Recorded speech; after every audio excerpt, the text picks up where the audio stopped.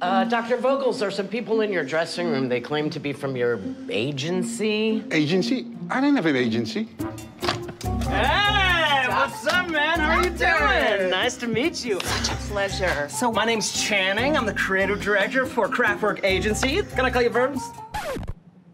No. Cool. Okay. Right on. Oh, let's just dive right into it, okay? So we synced up with our research division, and we discovered something really interesting. Every time you wear a new t-shirt, AWS likability ratings skyrocket up 3% to the cloud. Really? Our strategy team has identified a unique opportunity where we can leverage your new t-shirt at the keynote. And if we help you find the right t-shirt, we think that AWS likability can scale up to like 5 to 6% year over year. Maybe 8 to 9% of our Twitter game is slick. Can't I pick my own t-shirt? Oh no. Werner, that is like so last year. So last year. Yeah. Okay, show me what you have. Okay, so nihilism is like huge on TikTok right now. No. We don't even know what this means, but it's like Super buzzy. I think our customers are smarter than that. Yo. Right? I mean, come on. Like adorbs, right? I don't think so. No, that would be insulting to our customers. Yeah, that's what I was told.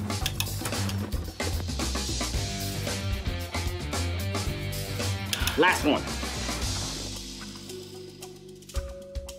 Better. Now check this out. Wham. I mean, yeah. Well, I wear that face all the time.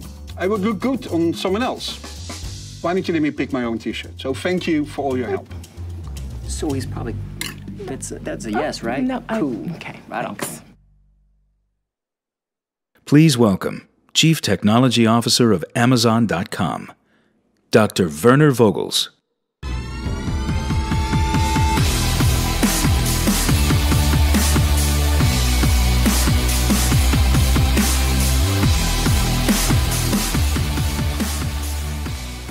Nice t-shirt, Shifty. Look at that. Welcome everyone to the first day event. I hope you had all a really good re:Invent until now. As always, it's a learning, it's an educational experience. And I hope that you guys learned a lot in the past days. I thought I'll do something different this year and really focus on a bit more behind the scenes of AWS and Amazon than on sort of new features and services. So the one thing that we've been very fortunate at AWS is that we've been doing this for, 13 years now. And we've gotten a lot of experience in that. And that experience has allowed us to innovate in ways behind the covers that maybe if you've seen all the new services and features that have been launched in the past days, that you sort of forget that there's a lot of things that we're doing behind the scenes. And there's a quote from Jeff Bezos. He says that sometimes innovation, if you want to focus on innovation, you have to focus on the things that will never change for your customers. Because if you do that, you create flywheels that will benefit them forever. And it's easy to see how that works in retail. Yeah? A larger catalog means that you have a higher likelihood that you can find what you're looking for, lower pricing, better guarantees on delivery. But then how does that work for AWS? What are the things that never change for our customers? Security, performance, scale, reliability, cost efficiency, operational excellence. All those things never change. And anything we do over those parameters will benefit you forever. And most of those things are not things where we put out a press release about. It's really things, sort of innovation that we do behind the covers to, for example, always make sure that we improve the performance of all the components in the system that we have. And so I thought that today we look at some of those things that we've done at AWS behind the scenes and do a little bit of a deep dive on them and see what kind of lessons we learned from those. And then maybe you'd like those lessons as well, and maybe you can take them home and do something with that. So the first thing where I would like to talk about is virtualization. Virtualization has been sort of the bread and butter of the compute parts of any cloud environment from day one. And it's one of those major technical underpinnings that have really allowed cloud computing to become as big as that it is. And if you look at classical virtualization, it's been actually around for quite a long time. In the 60s, the major mainframes would already run virtualization. But the way we see virtualization today, basically the x86 virtualization, this really came to life by major research at Stanford and at Cambridge. The one at Stanford resulted in VMware, and they made use of sort of binary rewriting to trap the privileged instructions into the hypervisor. Zen took a different approach, and Zen actually modified the operating system to make sure that it trapped into the hypervisor to execute these privileged instructions. So if you look at sort of what is the basis of virtualization, we really pushed the boundaries of virtualization over time. There was something in virtualization called the root I/O virtualization tax. That's basically, if you have all these guest OSs, they are all fighting for the same I/O resources. And especially you see that in the network. If you looked at sort of when this virtualization really scaled up, you would see that most of the customers, or most of the guest OSs, would see significant jitter and variations in latency on their network, mostly because they were all fighting for the same network device. So with that, we started to think about how can we radically change this and think about sort of rethinking virtualization such that we can actually create a base for innovation for our customers. It also had to do with the fact that the newer kind of architectures really were being hampered by the old-style virtualization. Basically, we really wanted to give our customers performance at almost bare metal, if that would be possible. And we saw that with traditional virtualization, there was significant overhead in all of that. So we really wanted to build a modular system. At least that's the things we do at Amazon. We're really thinking about sort of taking some of the lessons that we've learned in software and actually apply them to the hardware world and the virtualization world as well. Basically, you should see the traditional virtualization world as the monolith, where all the hardware components actually are managed by the same hypervisor. And so what if we actually take the lessons from microservices, where you have small building blocks, where you can really quickly innovate on, and if we can apply those to the hardware world as well, maybe we can change the world of virtualization as well. So just think about sort of, can we create a world where we have all these devices and they have an API? The API may be a hardware API, like your PCI bus, but it's still a it's still an API to virtual hardware. So let's take a look at sort of all the different steps that we've taken in sort of the evolution of the Nitro system. Then we started off with really traditional virtualization. And really thinking the first problem we tried to solve was that of the network. Because basically, just transferring, let's say, an 8 gigabit file from S3 would result in literally hundreds of thousands of kernel traps. And so we really wanted to see whether we could actually solve that particular problem. So what we did, we actually moved the network component onto a separate card. And so that was really the first version, and that was actually what you saw in the C3 instance that we launched in 2013. And we really learned a lot from actually offloading the I/O onto a separate card. And it took us actually another 2 years to really become much more familiar with what it would take to actually offload processing onto separate cards that sit on the same server. Step 2 was actually in the C4 architecture when we started working with Annapurna Labs to actually move EBS processing into a separate card. So no longer is the volume processing and the network there happening on the main CPU.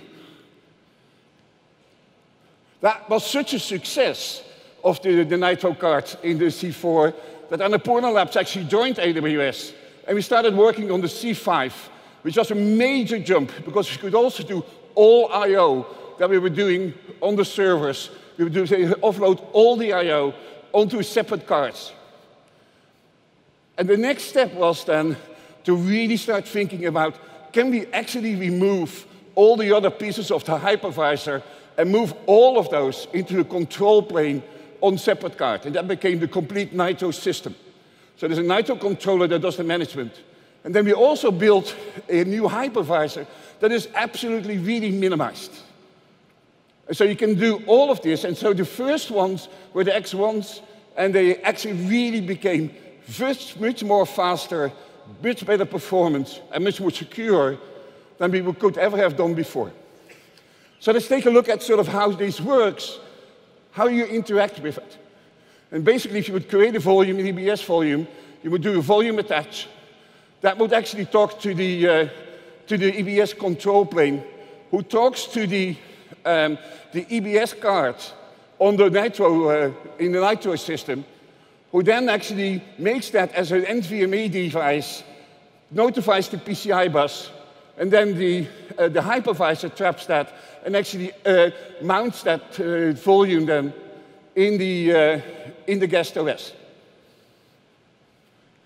And we've been quite successful with this.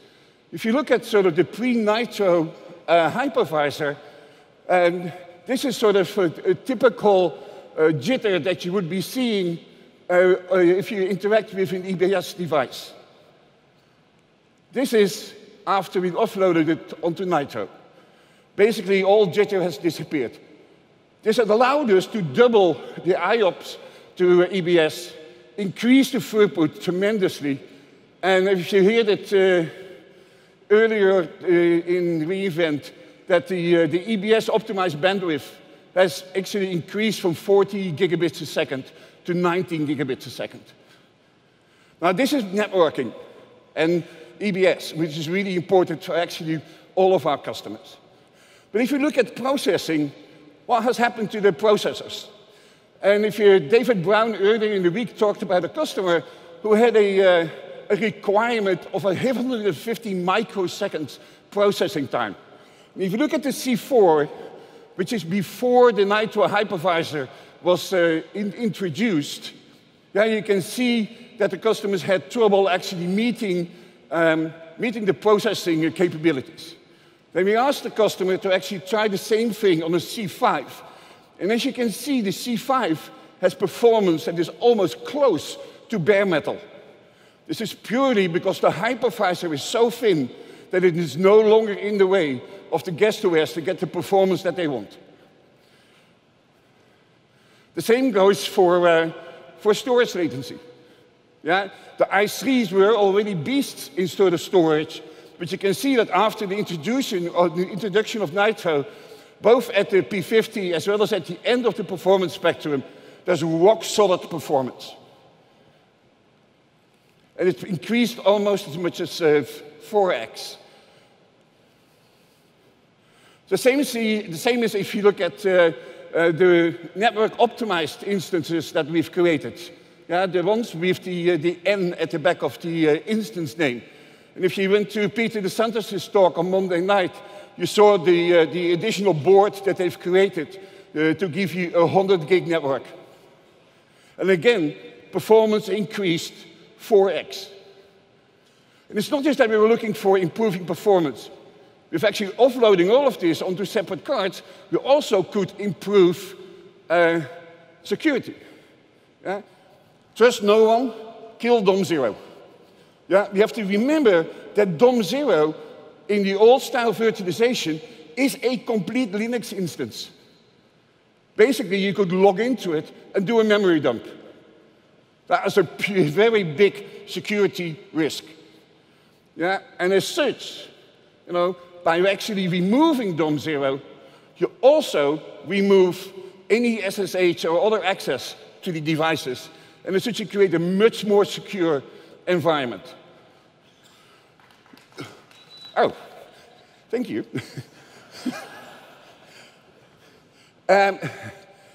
This different, and actually this is a very important part of the whole Nitro security design. Basically, you have to control the communication flow. What can happen is that the Nitro controller will talk to the hypervisor. That's allowed communication. The hypervisor is not allowed to communicate back.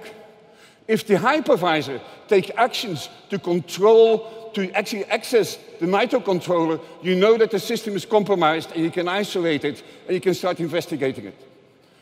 The same goes the external control planes, whether that is EC2 or EBS, they are allowed to communicate with the Nitro controller, like we just saw earlier on in the EBS example.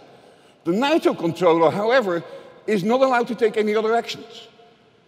If the Nitro controller actually starts actively going out on the network, you again know that the system is compromised and you can isolate it. This is a unique communication design that allows us to build extremely secure systems. Yeah, so you really need to be able to do, in my eyes, trusted computing in an untrusted world. And as such, we've created two trusted parts.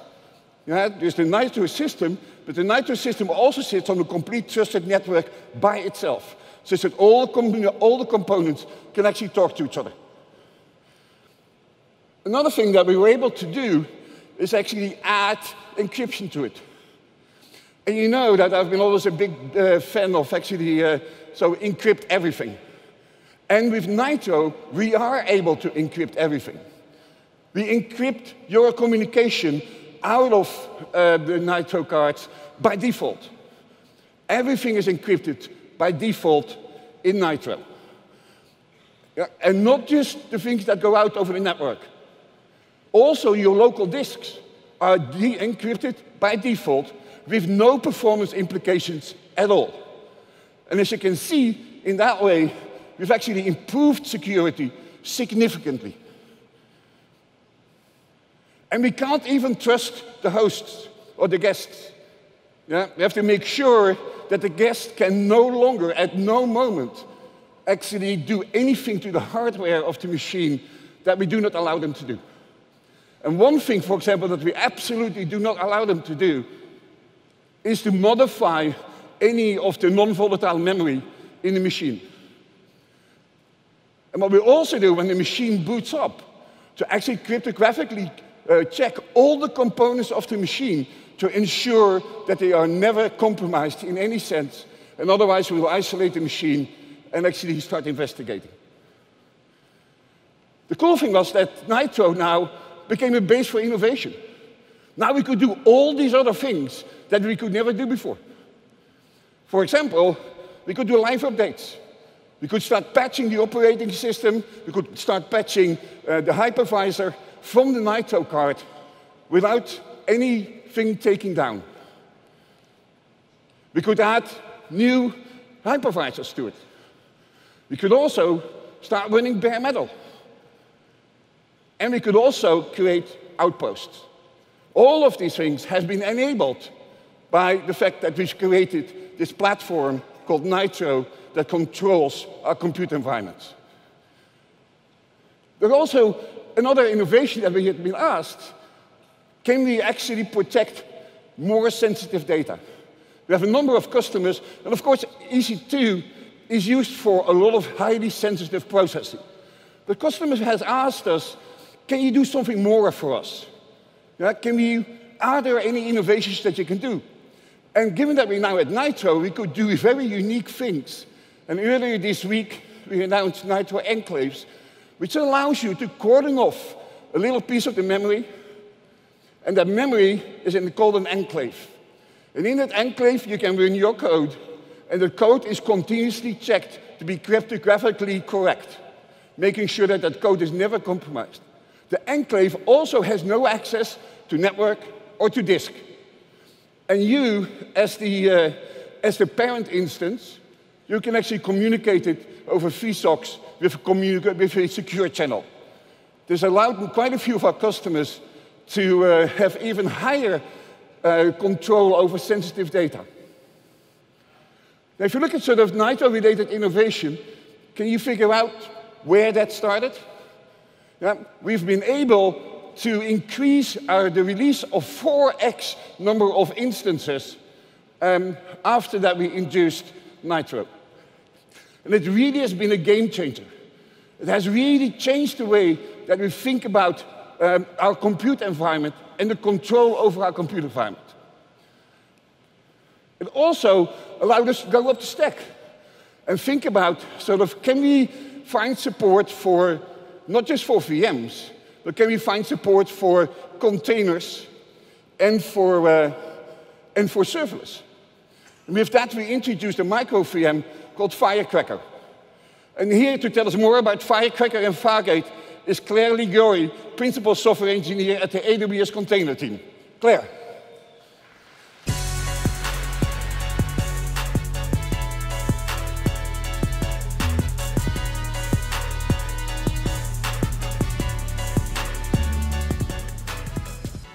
Hi, I'm Claire Ligori, and I'm so excited to be here today to take you under the hood on Fargate.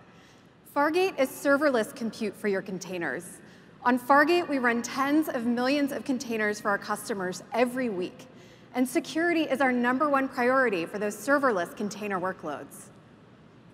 Virtualization provides a strong isolation boundary between workloads, and in Fargate, we use virtualization to isolate customers from each other, and even to isolate each copy of an application. An application in Fargate is made up of one or more containers, and each copy of that application runs in its own virtual machine under the hood on Fargate, isolating it from all other containers running in Fargate. Inside that virtual machine is a dedicated kernel, network interface, data volume, and credentials, so we ensure application isolation at multiple levels. I'd like to show you an example of what a typical application looks like running under the hood, running in these isolated virtual machines. This is reInvent Trivia, an online trivia game about reInvent, and it's running on Fargate.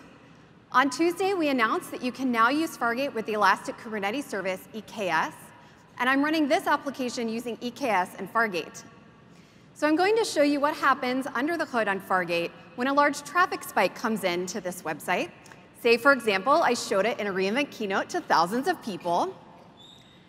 So let's first look at what happens when I run this application with EKS without Fargate, running on my own EC2 instances. To handle changes in traffic, I've configured Kubernetes to auto-scale both the number of containers, called pods in Kubernetes, and the number of EC2 instances. So with normal traffic, like we're seeing here, I'm running a few pods on a few EC2 instances. Now, I've just shown the game in the keynote, so of course the traffic is going to flood in with people trying out the game. But it takes a little while for Kubernetes to spin up enough EC2 instances to run all the pods needed to handle that traffic. So while we're waiting for those instances to start up, we're under-provisioned, causing that big latency spike. Then after a while, the traffic is going to start to drop off. Kubernetes is going to spin down pods and eventually terminate those EC2 instances. But that instance scale down tends to lag behind the pod scale down. So during this time, we're actually over-provisioned. Let's now look at what happens in the same situation, but running under the hood on Fargate. With Fargate, I don't have to worry about having enough EC2 instances to run all of these pods. It's serverless compute. Fargate takes care of isolating each pod in a virtual machine and allocating the right amount of compute per pod. So now that traffic spike comes in again, new pods are spinning up, and Fargate is quickly allocating a new virtual machine per pod under the hood. There's a small latency spike there as pods start starting up, but it's quickly resolved once they're up and running. So using Fargate, the number of pods can react really quickly to changes in traffic to the site. Kubernetes spins down these pods as traffic is dropping off, and I don't have to worry about being over-provisioned because I'm using Fargate serverless compute. Side by side here, we can really see the difference between running on my own EC2 instances and running on Fargate. With EC2, we saw both under and over provisioning, but with Fargate, I was able to quickly react to changes in traffic. Fargate isolated each of my pods with a virtual machine, and it allocated the right amount of compute per pod. So now that we've seen how Fargate scales out and isolates the containers for the serverless compute, let's now look at the virtualization technology we use to provide that strong isolation boundary between applications. Since Fargate's launch, we've used EC2 instances to isolate applications and virtual machines. In this model, each application is allocated a fresh EC2 instance running the Fargate data plane. But traditional virtual machines are pretty heavyweight to use for isolating containers. Traditional virtual machines tend to present a lot of interfaces and devices that containers simply don't care about. As a small example, a traditional VM will typically present a video card and reserve at least 4 megabytes of memory for graphics. But containers almost never have a graphical environment, and they can be really small as 256 megabytes on Fargate. So these are wasted resources when using traditional VMs to isolate containers. Fargate provides better efficiency for isolating containers. Fargate is purpose-built for isolating containers and functions in virtual machines called micro-VMs. Micro-VMs provide the same level of isolation as a traditional VM, but they're fast and lightweight. They don't have any of the devices they don't need. The device model only implements the devices that are actually needed by containers and functions. So there is no video card inside of a micro VM reserving 4 megabytes of memory like in a traditional VM. In fact, a micro VM requires less than 5 megabytes of overhead total. So it's highly efficient to use for isolating containers. And we've been really excited to see open source projects like Weaveworks Ignite and Kata Containers leveraging Firecracker to provide fast, efficient isolation in their projects. So with Firecracker-based isolation, each Fargate application can be allocated a fresh Firecracker micro VM instead of a fresh EC2 instance. These micro VMs look pretty similar to the EC2 instance I showed you already. They look the same on the inside. There's no difference to the application container running inside them. And they have all the same components like the Fargate data plane. But with Firecracker, we're able to achieve better efficiency compared to traditional VMs. We can pack many micro VMs onto a single Nitro bare metal instance, with each micro VM running its own isolated Fargate application. As we run more and more of Fargate on Firecracker, that high density means better efficiency in Fargate.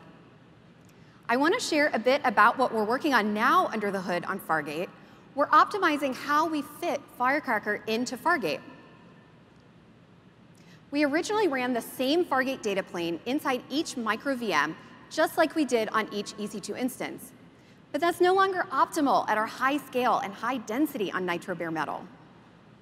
So we've redesigned the Fargate data plane from the ground up for the unique needs of serverless container compute. This new data plane that's under development now is designed to run directly on the Nitro bare metal instance, where it manages all of the micro VMs and their container workloads inside them.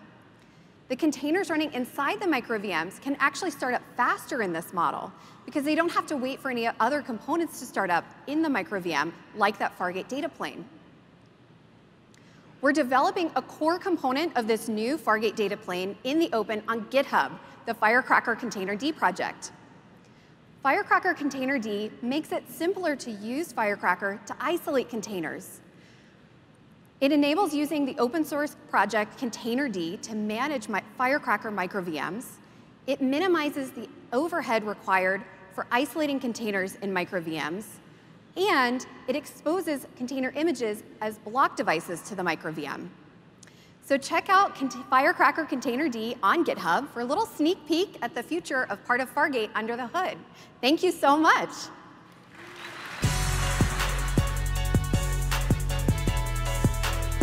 Thanks, Claire. So, we are, of course, fortunate that the micro VMs also allow us to run Lambda. Yeah, and I think if you looked at the watch. So, If you've seen Lambda improve over the past years, what we've done in the past was weeks, months, and we released some really cool stuff. I think, given that many of you rely on VPC boundaries, we're able to actually really reduce the startup latency within VPC boundaries. And if you look at sort of the new concurrency scaling that we've released, and all the other components with proficient concurrency, you can get really good control over your startup times, and quite a few other pieces. The thing is that with Lambda, as well as with Fargate, we always thought that the serverless technologies will be first adopted by, let's say, young technology companies. And it turns out that's not the case. The rapid adoption of serverless is happening in the enterprise. Mostly because you really only have to pay for your execution times. And the management is so much simpler. And as such, enterprises are adopting serverless at tremendous speed. And I'd like to introduce to you Jeffrey Dowse, the IT executive of Vanguard, to share about how they are making use of these technologies to completely revamp Vanguard. Jeffrey. Come on, come on.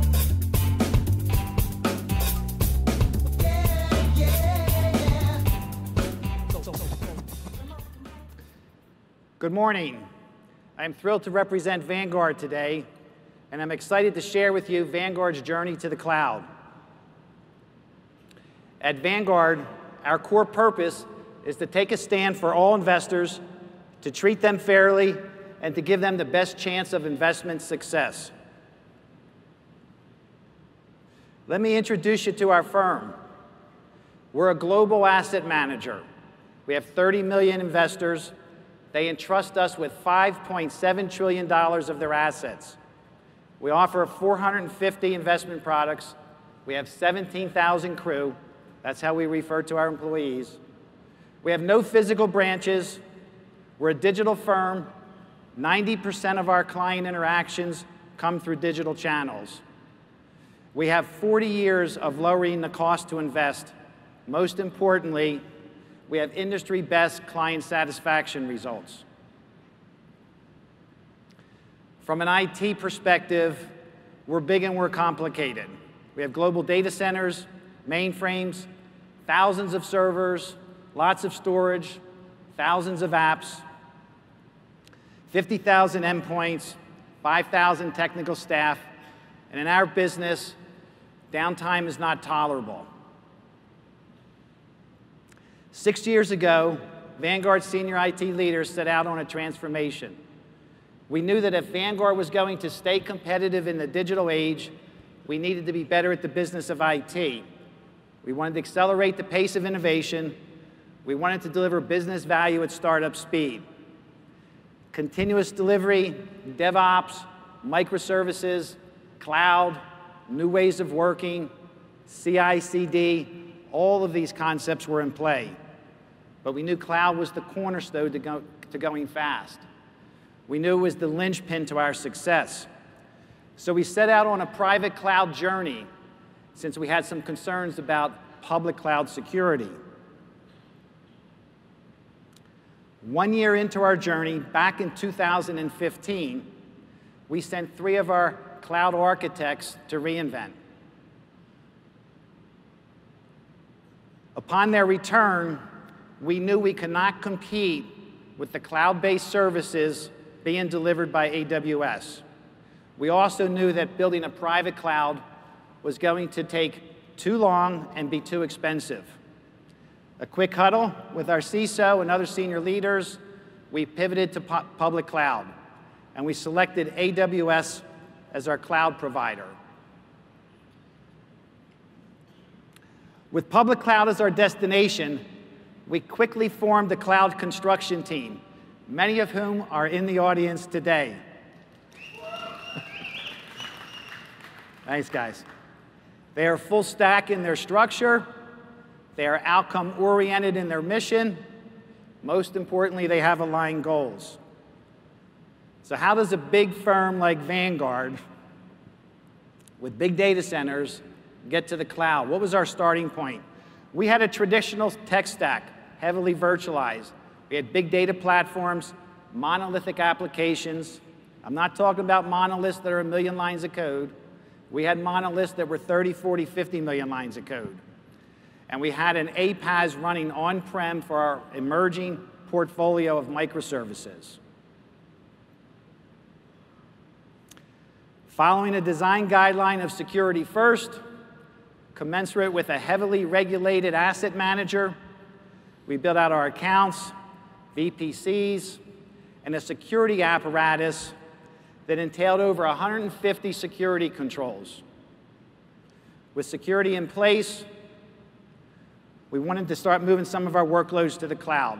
We started with some of our web apps, our microservices. We moved our APAS. We thought this was the fastest way to start getting some workloads into the cloud. At the same time, we established secure internet connectivity using Route 53 for DNS, AWS's Web Application Firewall, and CloudFront for CDN. We also migrated from VPN access to Direct Connect for improved resiliency and bandwidth between our facilities. Then we wanted to shut down our rapidly growing on-prem big data platforms. We became heavy users of S3 and EMR. Other machine learning capabilities such as Comprehend, Lex, SageMaker, Transcribe, and Glue were introduced. More AWS security services were implemented. We used Secret Managers for authentication credentials. We used Macie for discovering and protecting sensitive information. And we used Shield for DDoS protection. We knew we had to get our data closer to the microservices. They were still reaching back to our on-prem data center for their data. Using CDC technology along with Aurora, it allowed us to move our data in a similar schema from our on-prem relational databases. Some of our microservices solution delivery teams wanted access to data in more of a key value structure, so we introduced Dynamo. Using Kinesis for data streaming and Lambda for event-driven data transformation, we began moving to DynamoDB. And this put us in a position to eliminate our cloud-based data cache. Our next huge design decision focused on our APAS. We pivoted to ECS on Fargate. As mentioned earlier in Werner's remarks, we got stronger container isolation, we got security out of the box, we got integration with other key services, especially identity and access management. Most importantly to me, the guy that was paying the AWS bill, we got into a pure consumption model. And we hooked ECS on Fargate up to Dynamo and Aurora. We are now starting to drain our microservices from our APAS. We are accelerating the pace of our monolith decomposition. And this should allow us to retire our APAS in the near future.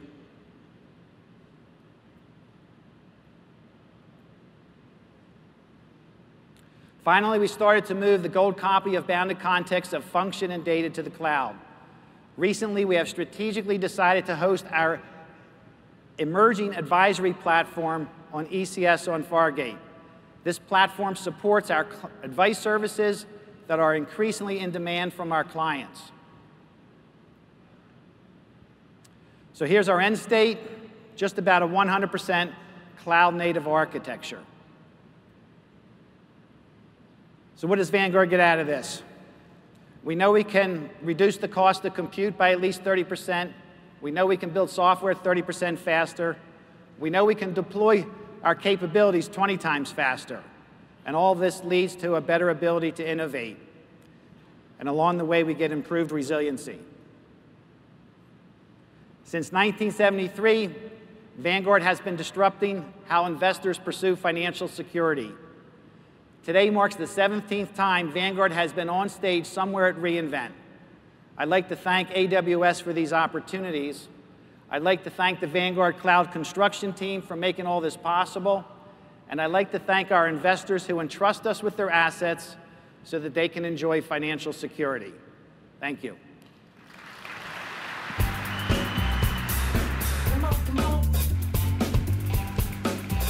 Thanks, Jeffrey. So it's really cool to hear from customers like Vanguard, especially seeing all the benefits they're getting out of the platform. One thing, if I think back about when we just talked about Nitro, I think about a sort of a more general concept. And it's the fact that at AWS, and Amazon as well, but AWS especially, we always think about evolvable architectures. And what do I mean by that is that often when you start building an architecture, you have to be keeping in mind that that might not be the same software you will be running a year or 2 years from now. And especially when you have to scale up, like we often have to do within AWS, you have to make sure that, for example, with each order of magnitude, you can almost revisit the architecture that you have built. And I think probably there's no better example for that than S3, the first real service that we delivered to everyone. And I remember that when we were designing S3, we had a number of objects on the board that we thought we would be storing in the first 6 months. And just for the heck of it, we added 2 orders of magnitude to it. We blew through that in the first month. Yeah? And that certainly meant that we had to keep a good eye on our architecture. Now, last year, Milan was on stage to talk about sort of how S3 evolved over time. Yeah? And it started off with 8 microservices. And last year, when Milan was on stage, there were 153 microservices in S3. Now there are 262. Yeah? But for example, all the new capabilities that you've heard about, for example, S3 Access Point, which was launched in Andy's keynote, that's a new microservice. S3 Replication Time Control is 8 microservices. The Access Analyzer for S3 is another 4 to 5 microservices. What this shows is that we're able to evolve the system because we've taken really good care in thinking about that this would be an evolvable architecture. Now, one of the things that I'm always proud of with S3, and it's one of the core principles in S3, is reliability. Mostly because, as I always like to say, everything fails all the time. And mostly, if you think about hardware, if you think about disks, they really have high failure rates.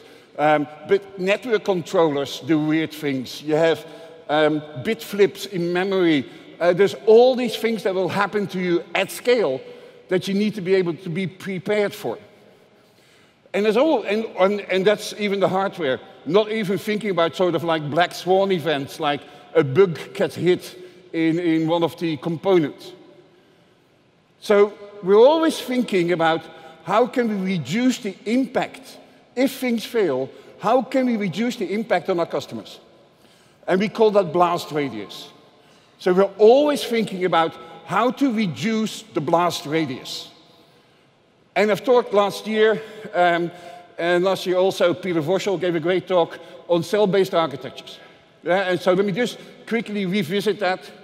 If you would have a regional architecture, something that spans multiple AZs, a cell-based version of that would sort of bring the smaller components into that, such that the blast radius of a potential failure is just limited to the cell itself. But also if you have a zonal architecture, something that just lives in one zone at a time or at different zones, you can also actually make use of cell-based architectures for the same approach. It is always the case that we want to reduce the blast radius. How exactly to pick the size of the cells? If you have smaller cells, then you can really reduce the blast radius. It's easy to test and easy to operate. But if you have larger cells, they're more cost efficient and reduce splits. And so you can also see the whole system is easier to operate. And the question is always how to really nicely partition your system such that you can actually make use of cell-based architectures. Now, if you think about a zonal-based service in AWS, probably EBS is a really good example. So let's take a look at the kind of things that we've done in EBS to really reduce the blast radius in that world. Yeah, so you have to think about EBS as a block store service, but don't think about it as something that has just disks attached. Yeah, it is really the case that there are multiple shards that actually make up the volume. And of course, we replicate that. Yeah, so there is another set of shards that actually is the replication for all of this. Now, to control any type of failures of any of these shards, we have a configuration master. Yeah, and the configuration master sits actually on a second network. The second network is a sort of an overflow network. It's not as big provisioned as the front-end network between EC2 and EBS. But the configuration master sits there. And the configuration master does nothing, actually. The only thing it does is when any of these shards would fail, or any of the nodes would fail, it sort of restarts, triggers the re-replication. So it's actually a pretty simple one. Yeah, so something fails, it fails it over to the backup, and then starts re-replicating to a new set of shards. And so the configuration master doesn't have to do that terribly much. But if multiple things fail at the same time, this thing can get easily overloaded. And especially because we're not talking about one disk, or we're not talking about one volume, we are talking about millions and millions and millions of volumes. And so if you only have one configuration master, that configuration master actually becomes a single point of failure, because it can easily get overwhelmed. So thinking about sort of what can we do to improve that. Now, as always, there is always this tension between consistency and availability. The CAP theorem says that in a world where you have partitions, you cannot have and consistency and availability. But consistency in EBS is non-negotiable. So we need to make sure that we have an environment where we can actually ensure both high availability and consistency, and make sure that the consistency never gets traded off. Again, cell-based architectures come back into this. Yeah? So if I apply that to EBS, and the EBS master, what you would do is you can maybe start off with one in a zone, and then you split the zone into two, and maybe you split them into four. And every time you reduce the blast radius of impact of a failure or an overload of the configuration master. But when thinking about this, we're thinking about what is actually the smallest unit of cell that we can actually achieve with EBS. And then, especially for the configuration master, then it dawned on us that actually the EBS is a very unique case, and the configuration master there as well, because not all data needs to be available for all clients. Now, remember that in essence, in the old-style database world, that meant that you have this one database that needs to be accessible by all your clients. That's not the case here, because it's only the client, only the EC2 instance and the EBS volumes that actually need to have access to this particular configuration data. So instead of doing sort of splitting it up into four, we went to millions of tiny databases to ensure that the blast radius in EBS is as small as possible. Yeah, and Brasilia comes out of from a lesson in the world. It's the Portuguese man of whirl, and it looks like a jellyfish, but in essence, it just consists out of hundreds or thousands of really small microorganisms that have a colony together and present this one thing to you. So that's where the name comes from. If you look at sort of what the data model is in it, each volume that gets created gets a partition key. And each database in Brasilia manages only one partition key. And then what you do, you create this colony of microcells, where each of these cells support only one partition key. And so that really means we end up with millions and millions of these cells, but that's okay. They're small and simple to manage. And the cell lives in the same environment as the nodes. And so actually inside the cell, there's 7 nodes, runs Paxos, and actually is able to have a distinguished proposer as the master. So runs 7 cells with Paxos to have this state machine be reliable. One of the things that we've been able to do with Phasadia as well is to make sure that these cells are always as close to the client as possible, because these databases are really tiny. And so what often happens is that clients move throughout the AZ. Yeah, volumes get attached to different servers, things like that. So with Phasadia, we're able to make sure that the configuration master lives as close to the cells as possible, to the clients as possible, and as such, again, reducing the blast radius. So if you look at sort of what the impact has been at Phasadia, this is before Phasadia.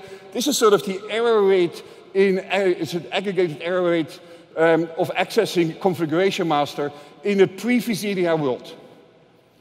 And you always, as you can see, what happens after that is actually pretty spectacular. So again, cell-based architectures play a very important role here. And in this particular case, we've been able to go to cells that are as small as one single key, and as thus significantly reducing the blast radius of any potential impact of a failure. Now, if you think about sort of cell-based architectures is one thing. There's some other techniques that we've learned over time at Amazon that I think is very cool. Because especially if your application is either stateless or has soft state, what are the kind of things that you can do? Yeah? And so this is where clients actually are involved in the story as well. Think about sort of a regional architecture. And I just used a deck of cards as representing the different customers in the dice, given that we're here in Vegas. If the diamond one actually starts introducing enormous workloads, or he pushes something so hard that a bug is being triggered. If you have a regional architecture, it might take out the first node, and what it will do, of course, it will immediately retry. And with that, it will take out everything in your whole region. Now, if you have a cell-based architecture, basically you map your customers onto a particular cell. Now, so if again the same scenario happens, what happens is that the 2 nodes in the cell get taken out. Okay, good. In this particular case, only 25% of your customers are affected. This would take the clubs. Now, what is that? Yeah, it's clubs. And so, but what now if we go to something completely different? And it's called shuffle sharding. Basically, what you do, you have a number of nodes, and you have you actually take each client twice, and actually do a random hash, or just randomly spread them over the different shards. If now Diamond is actually introducing failures, what you can see is that they're actually not another customer that shares the same cell is affected. Which means basically that if you look at the math behind this, it's basically combinatorial. Because in this particular case, with 8 nodes and a shard size of 2, the failure rate of the impact of a particular failure is only 3.6% of your customers.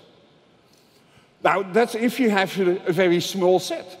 But imagine if you improve this to 100 and have a shard size of 5. Then you can see that any one client can almost not impact any of the other clients. And so as n grows, the combinations grow, and you can really make use of the math to actually really build a highly reliable system and really minimize the blast radius of any failure into the system. And so it doesn't mean that you have to have a smart client that actually knows how to do retries and things like that, but for the rest, I think the math really builds this well. Now, with all of this, building distributed systems is hard. Yeah, and we've always done that. And we've done this at Amazon for the past 20, 25 years at scale that is unparalleled. And so what many of you have always been asking us, how do you guys do this? I mean, after 25 years, you must have a lot of experience in building these kind of systems. So how does Amazon do this sort of build resilience into that? How does Amazon engineer at this scale? What are the kind of lessons that you have learned about managing operations? And so we've been thinking about what we can do there for you. And we've gotten our best engineers and architects together who have been given talks over the past years. And I'm happy to announce today the Amazon Builders Library that will actually bring all of this information for you so that you can build highly reliable systems, just like Amazon is doing.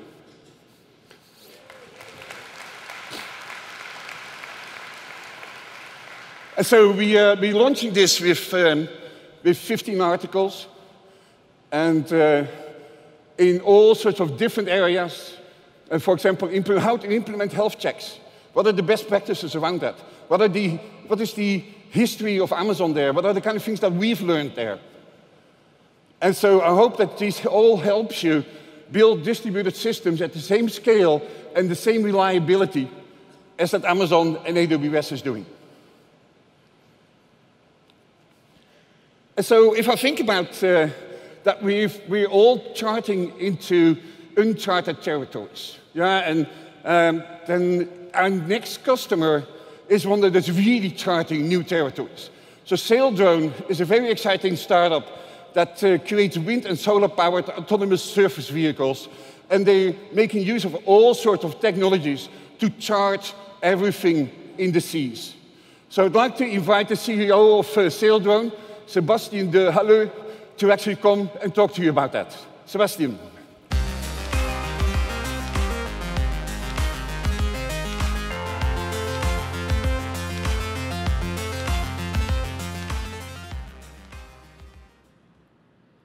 Our oceans are unbelievably vast, covering 70% of the planet.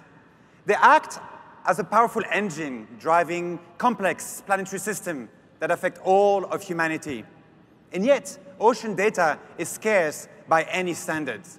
And that's because oceans are not just incredibly vast, they are also unforgiving, dangerous environments. Now, on land, we have grown accustomed to billions of connected sensors, but at sea, we only have hundreds, principally for moorings. Imagine a large steel buoy tethered to the ocean floor with a 4-mile-long cable weighted down by a set of train wheels, which is both dangerous to deploy and expensive to maintain. Now, of course, satellites have been providing the big picture over the past 25 years, but they can only measure a few variables with low resolution, and they cannot see through water. So we know we can do better. After all, we've been using robots to study distant worlds in our solar system for a while. So it's about time we start quantifying our own planet, because we cannot fix what we cannot measure, and we cannot prepare for what we don't know. So this is what we set out to do at Saildrone. Our breakthrough started 10 years ago, pursuing the land sailing speed record. On March 26, 2009, our founder Richard Jenkins broke the record in the Mojave Desert, 126.2 miles per hour in a wind-powered car called the Greenberg Mark V. That record is still standing. And thank you. And this was the birth of the Saildrone. At the core of the record was an innovative wing and tail arrangement, similar to what provides lift to an airplane, but tilted 90 degrees.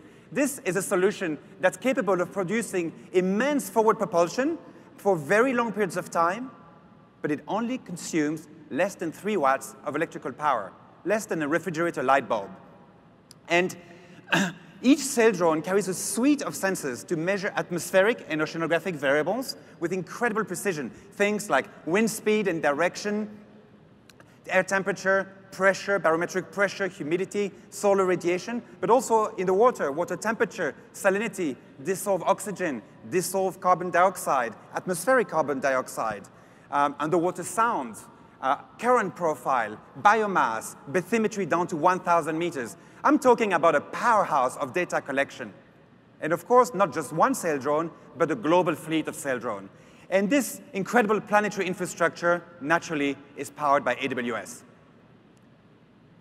Sail drone is all about endurance and resiliency. Our robots are working around the clock, achieving mission duration of 12 months or more. So Werner's talk about resiliency is the exact reason we chose AWS as a cloud provider, a partner that can not only massively scale, but that can also provide industrial strength resiliency. And AWS delivered, enabling us to provide mission-critical data, real-time, around the clock, to a global customer base without skipping a beat. Here's an example of why this resiliency is so critical. Better fish stock data is very important to manage our fisheries. This is information that affects millions of jobs globally. And after millennia of growing catches, 1996 was peak fisheries. Catches have been flat, indicating severe overfishing of our oceans. But how do you manage a resource that you cannot measure? So the mission is estimate the biomass of various fish stock, such as pollock, sardines, mackerel. And sail drones do this using sonars, a device that emits sounds, a sound wave, and listens for the echo from the back of fish and from the seabed. And by painting the ocean with sound, you can develop large statistical models of biomass over very, very significant areas. So we do this with fleets of sail drones, because the fish migrate, so the faster you count them, the better the estimate. So here's a fleet of sail drone at work over the Bering and Chukchi Sea in the US Arctic, which is home to about 1/3 of our commercial catches. And closer to home, we do this work every year along the west coast of the United States, from Vancouver Island in Canada all the way down to the Mexican border. This is truly groundbreaking work by autonomous vehicle.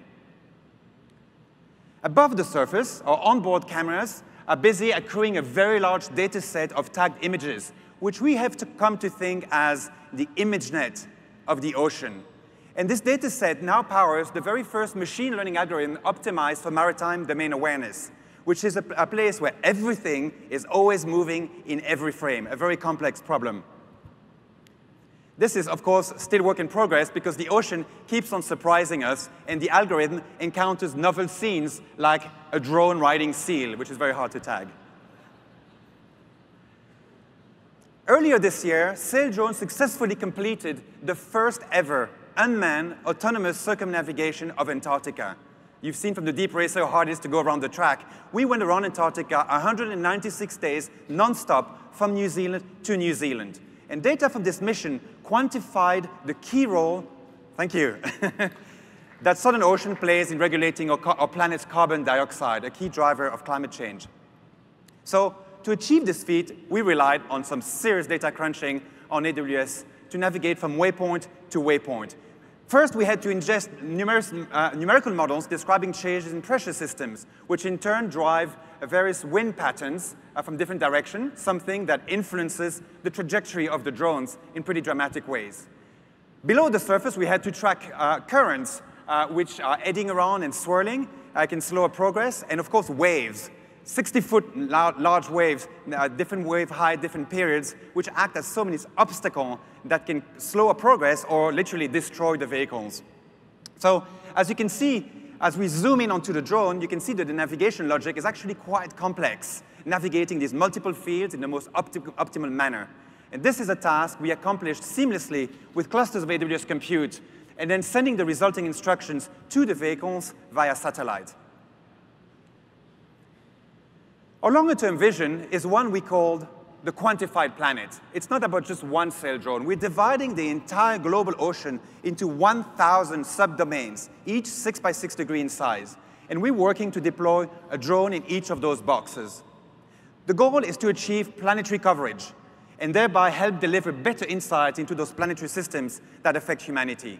And we can do this because these systems, like weather, can now be modeled numerically on AWS, using new instance types like P3 and C5N instead of the old supercomputers. So combining the AWS compute and Saildrone's unprecedented in-situ data, we can deliver new insights into global precipitation, for example, or into global wind, monitoring hurricanes, storms, and typhoons. And of course, for long-term monitoring of heat fluxes in the tropical Pacific, the famous El Nino. And we do this delivery in all in near real time. We compute, package, and deliver these insights in the hands of our users globally via our Saildrone Forecast app. So what's next? Our next frontier is mapping the global seabed. As hard as it may be to believe, 85% of the global seabed remains unmapped and unexplored. And we are hard at work to solve this data collection problem. But big problems need big solutions. So we have built the ultimate machine for this task.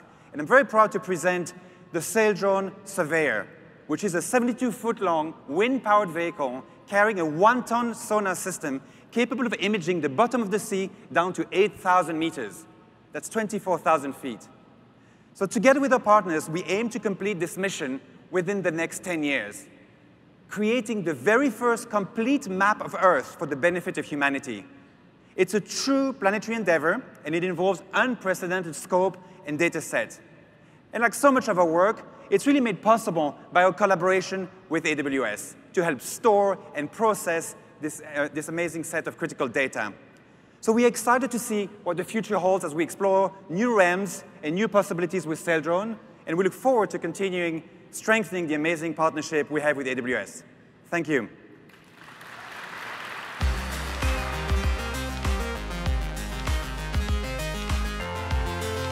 Thank you.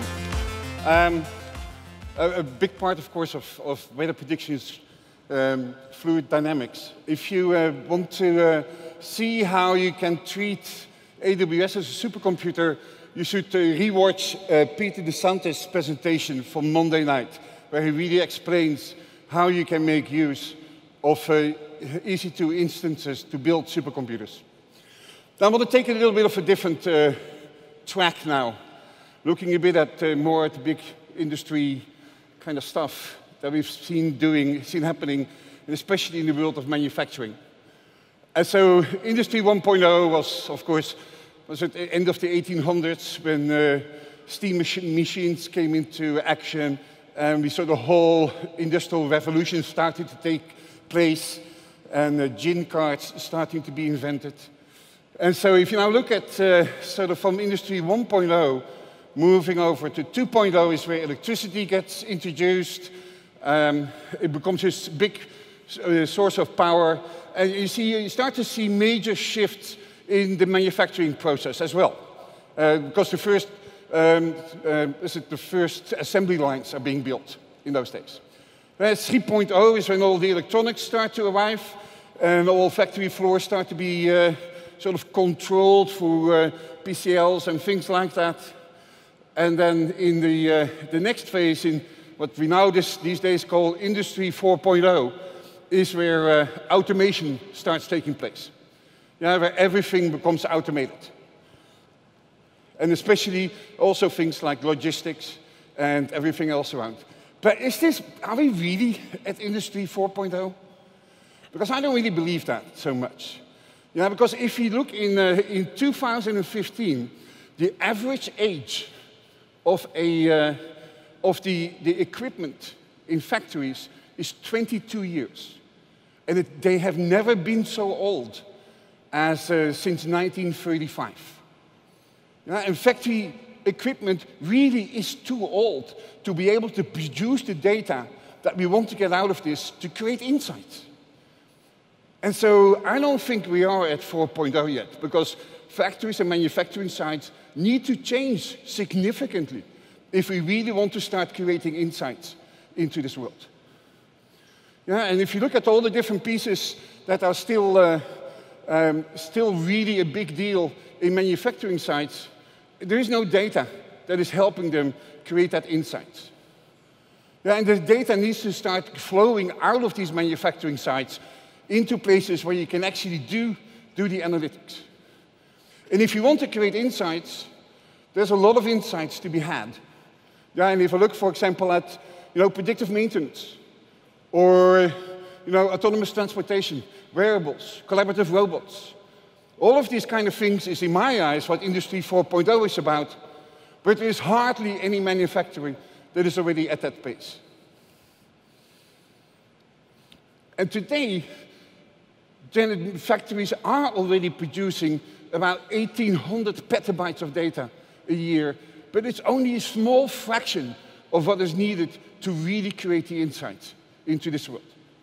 And whether that is in manufacturers, or whether it is in smart cities, or if you actually start moving this data into the cloud, you can actually have multi-layers approach. And whether you want to do things that this is actually where we are, here, yeah? Or if you want to go out and actually start thinking about transportation and how companies can make smarter decisions about computation. Yeah.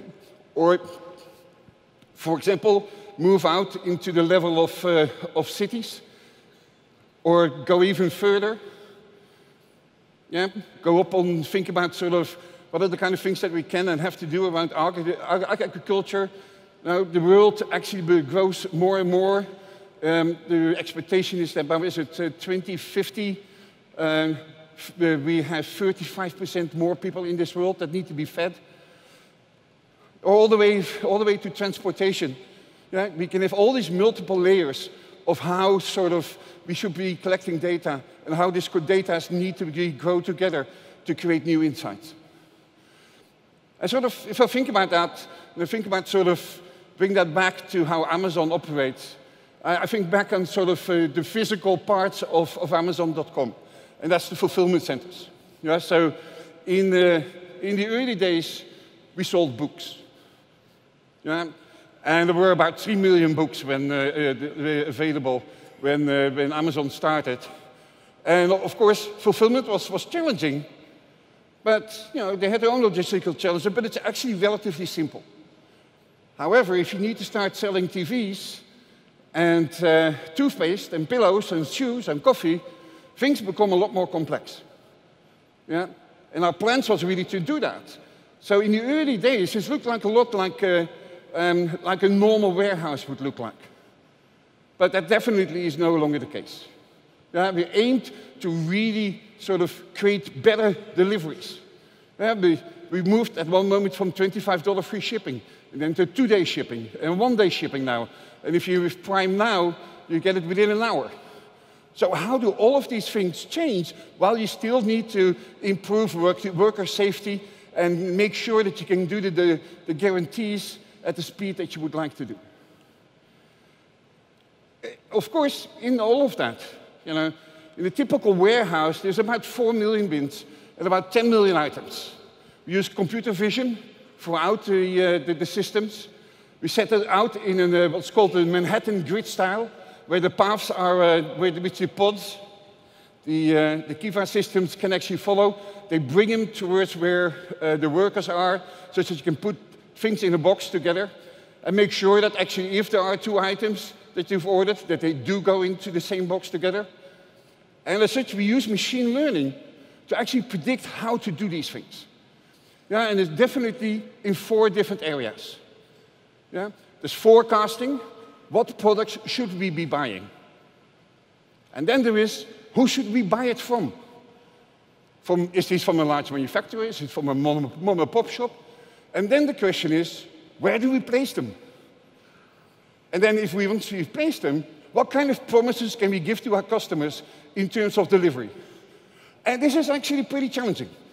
Yeah, because actually if it's a very popular product, like something seasonal, like warm socks or sun hats in the summer, that's easy to do. Or if it's just coffee and things like that. Those are all easy things to predict because they actually sold across the world. But what now if you need to, if you have a Nicolas Cage reversible sequin pillow cover? Well, if you have that one, that's harder to predict where you would actually have to place that one. And so, but what you can do, you can make use of machine learning and look at thousands and thousands of similar items and start making predictions where you should buy them, so that if you are in Vegas and you want this pillow, you probably can get it in the coming 2 days. And that's where machine learning plays an increasingly important role. And if you look at many of the things that we've done at Amazon in the past 20, 25 years, machine learning is probably at the basis of all of that. And it is that small stuff like vendor lead detection or fraud detection, all of these kind of things that are all happening behind the covers, but also major innovations like Alexa, or the drones or Scout. All of these are driven by machine learning. Or probably the most extreme one that you all know about is the Amazon Go store. You could just walk in, take things off the shelf, put it in your bag, and walk out and you get charged. There's enough challenges with all of that. You have to first figure out what the account is and how the account is moving through the store. And here you see an anonymized CD representation of that. And some of these you see turning yellow. And that means that we're actually not really certain what the account is that is actually moving that. And all the challenges are with computer vision is actually with products. Some products are the same, but they crumbled. Or other products are actually really almost identical, but they're different products. And then also, how are people actually interacting with the store? And so we've invested a lot in generating synthetic information such that we can actually start making these algorithms more efficient and more accurate. And it all results in, you can just scan in when you walk into the store and walk out and get charged. But if you look at sort of outside of AWS, outside of Amazon, there's so many cool things happening in the physical world that are actually powered by AWS. So let's take a look at a few of those. First of all, about sort of workplace safety. This is one of my favorite examples of customers that went on a path to improve the quality of their operations and the safety. This is Woodside. They are a liquid natural gas producer in Australia and have actually a significant operation. One of the parts of that, producing liquid natural LPG, whatever, is actually to freeze it down to 160 degrees under zero. And so that happens in this massive refrigerator over here. And one of the things there, in the old world, if you would have sensors on them, the only thing that these sensors would do is alarm you if something went wrong. They didn't have any ability to produce data. Woodside moved to a system where they actually were producing data, and actually, so there's a process part of this, is a failure part that's called foaming. And that would sort of an alarm go off, and then the whole factory would have to shut down for maybe even weeks, and it's a pretty hazardous environment. And so what happens now that these sensors, and there's 10,000 sensors in this refrigerator, if actually they now can actually start to predict foaming and no longer create these hazardous conditions for their customers. But so after that, this is the first experiment which they did. And after that, they flipped the switch and brought 200,000 sensors online. And actually started to create autonomous environments for their workers. All these environments are extremely hazardous. And so on one hand, they have autonomous platforms that are out in the sea, and there's no workers on there. There's only robots. And in this particular case, you can see the robots that are actually moving throughout their plant, which is an extremely hazardous plant, without any danger to the workers. Because the workers sit in a centralized environment where they can actually see what these robots are also seeing. These boxes that you see popping up are IoT sensors. And they run AWS IoT Core there.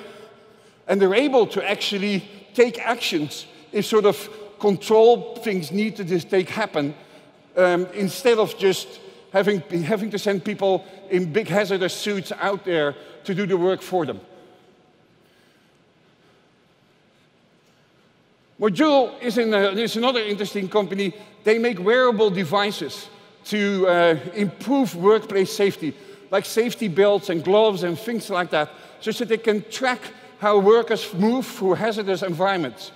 And there's one interesting story that they told me, is that one of the major US airlines actually used these safety belts to measure how far people are actually bending over, how far their workers are bending over, and whether they actually use the right techniques to pick things up from the ground to really improve worker health.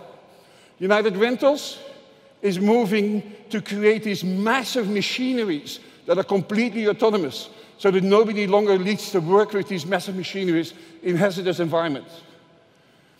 Another area that is really interesting for in this digital sort of physical world combination is the way that cities are being made smarter. And there's a lot of work going on in that particular world. And these are just a few interesting examples. ShotSpotter measures gun activity in a city. And apparently, for every gun-related homicide, there are 100 gunshot accidents that are never reported. They make use of multiple sensors to really be able to accurately, and within 60 seconds, be able to actually identify where the location was of a gunshot and send and have law enforcement actually take care of that. The city of Miami has taken this on and in 2014, and since then, homicides have dropped 35% in Miami. The city of Virginia Beach has put sensors out in the ocean to start measuring and predicting when floods are going to happen. The same is for Maya Vision. They actually put sensors in around the streets so they can optimize transportation. Another very interesting sort of physical, digital world is that of agriculture. And there's a lot of work going on in the world in finding new ways to feed the future. And there's two of our interesting customers in that space. One is the Climate Corporation. They actually make use of the whole digital architecture. It's called Climate Field View. They make use of all the sensoring of their tractors and other equipment on site, as well as satellite imagery, to help farmers optimize yield. The Farmers Business Network is an interesting one, because here is farmers that are sharing anonymously information about the yields of their fields and the kind of crops that they are growing, such that they can actually have collective bargaining with seed providers, as well as setting the prices for the crops that they are selling. And the same goes for the world of transportation. And whether it is Siemens that are putting sensors all around the world on train tracks, because the biggest cause of delay is often the bending of the rails and things like that, so they can all measure that. Deutsche Bahn, the big German transportation provider, is putting this out in also in sensors in each of their trains, so they can accurately measure delays and things like that. Vantage Power is an interesting customer because they have sensors in all the electric buses, so they can do preventive maintenance on the batteries of these buses. And then if you think about sort of coming back to where we talked about earlier, is really modernization of manufacturing. This is all about creating data streams out of manufacturing to actually really optimize insights. And to talk more about this, we have a really interesting next speaker. He has won the CIO Innovation Award of CIO Magazine this year. And to talk more about this modernization of manufacturing is the Group CIO of Volkswagen, Dr. Martin Hoffmann.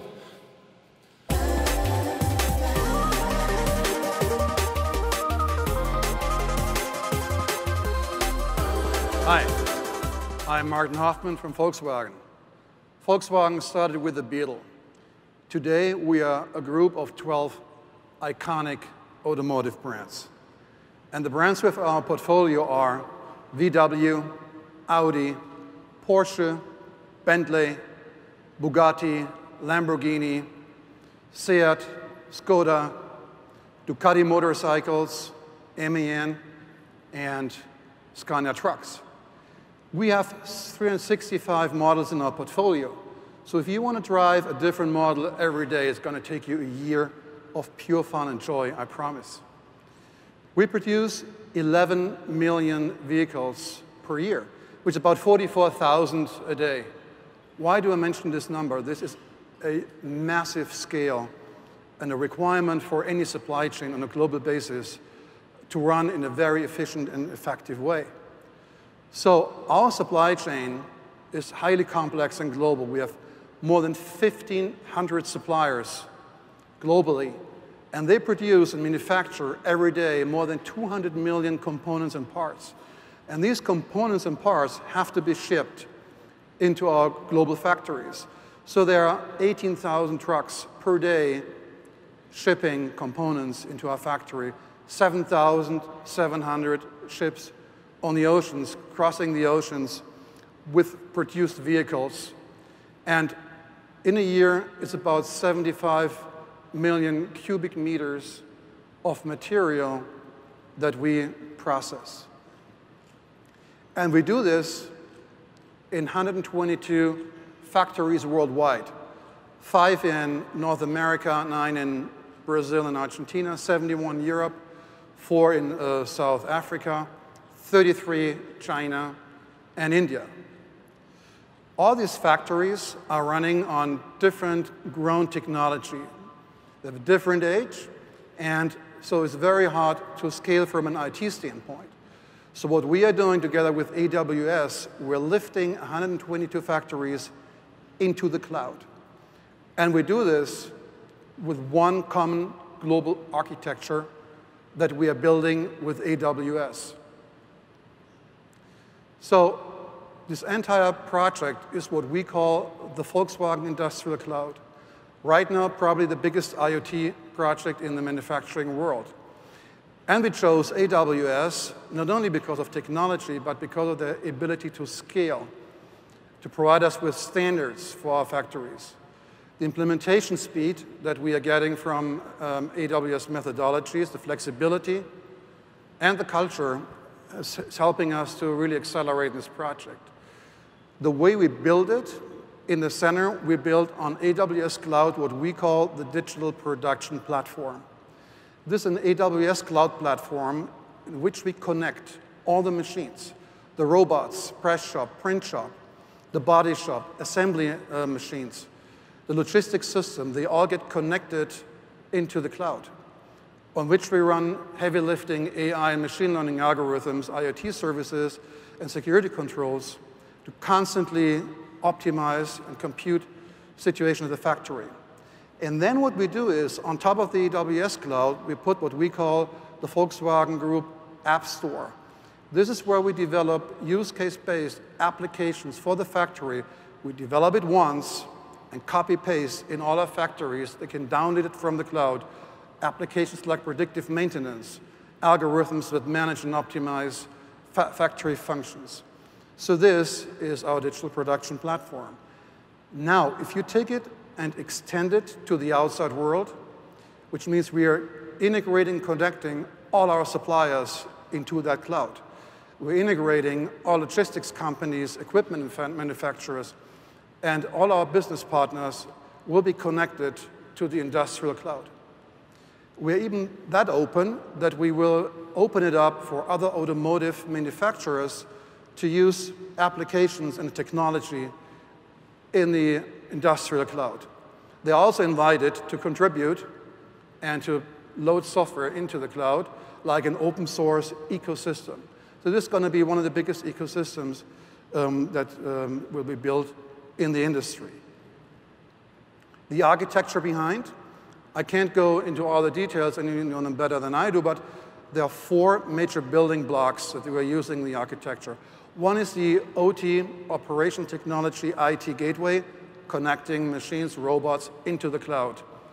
It's the Edge Gateway, because a lot of the functions and workloads have to run close to the machines. We're using Outposts, 2 outposts per factory, because there are several applications that have to run on-prem, and this is why we're using Outposts for our plant cloud. And the 4th element is our DPP Enterprise Cloud. This is the application framework, highly standardized, where we'll be able to quickly, at higher speed, develop applications for our production system and keep them in the cloud. Now let me show you something.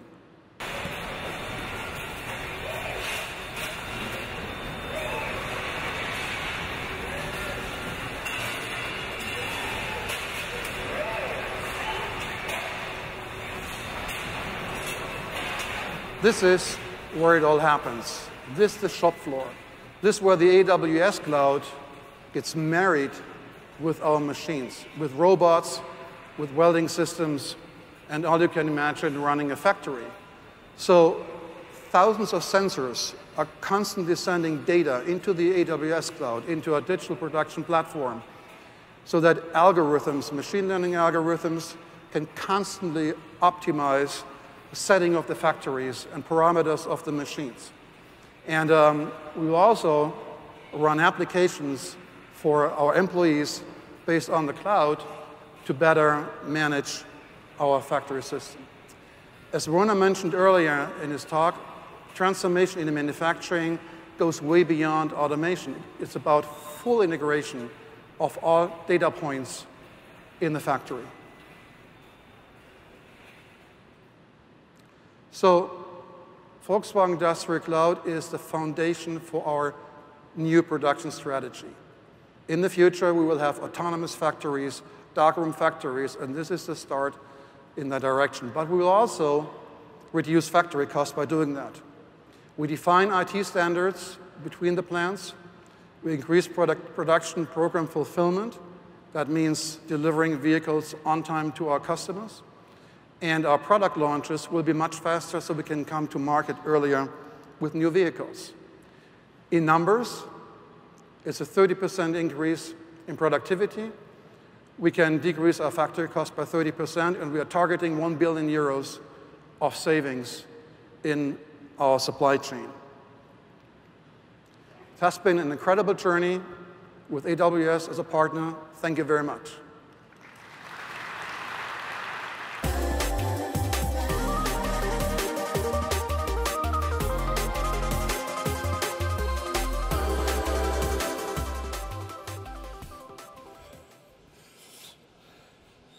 So I've been fortunate in the past years to travel the world and meet with many of our customers.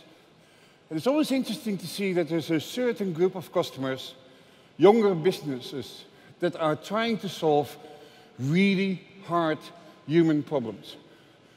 And whether that is around education, whether it is around health, all of them are working hard in tackling the hardest human problems that we have at this moment. For example, Aquabite is a company out of Bergen, is in Bergen in Norway, and they're working on how to create protein. Yeah, the protein is likely to become the major food source in the future. And so what they do, they grow salmons. And a pen like that easily has 200,000 salmons. And so it's interesting to see that they allowed us to come on site and actually video this. So we started a TV series called Now Go Build. And there's been 8 episodes by now. And they all deal with some of the world's hardest problems, where young businesses are really tackling hard problems in collaboration with AWS. So this is around food. This is one of my favorites. This was the first episode we did. It is a company called Hara Token in Jakarta. And the problem in Indonesia is that many of the farmers, the small farm holders, have no identity. And as such, they cannot get loans to buy seeds for their farms. They have to go to a loan shark, who there in Indonesia often charge 60%. And so by giving these farmers an identity, but not only an identity, also measure the size of their plot of land and the yield of that plot of land, they're able to give these farmers an identity and data that they can take to the banks. And the banks are eager to actually give these farmers loans because the repay rate is almost 100%. So again, These are companies that are really tackling really hard human problems. There was one episode that was a bit more fun in all of this, and that's the episode we released today, the episode that we did in Amsterdam. Amsterdam. I love this city. My city. I'm in Amsterdam for one of my favorite gatherings, the Amsterdam Dance Event. It is exciting to see the role that technology is playing in removing the obstacles between the song in the musician's head and the wall of sound that helps us do one thing: dance. So the other episode that we've released last week was in Rio de Janeiro, where it's all about healthcare, how to find new ways of providing healthcare to the poorest people in Brazil. Even though Brazil has a national health service, they're not capable of actually keeping up with the needs of the Brazilians, and especially not the poor Brazilians. So I urge you to go check it out. These are very inspirational stories of very young businesses that are running on AWS, solving some of the world's hardest problems. Well, with all of that, I hope to see you guys tonight. So have fun at the party and go build. See you.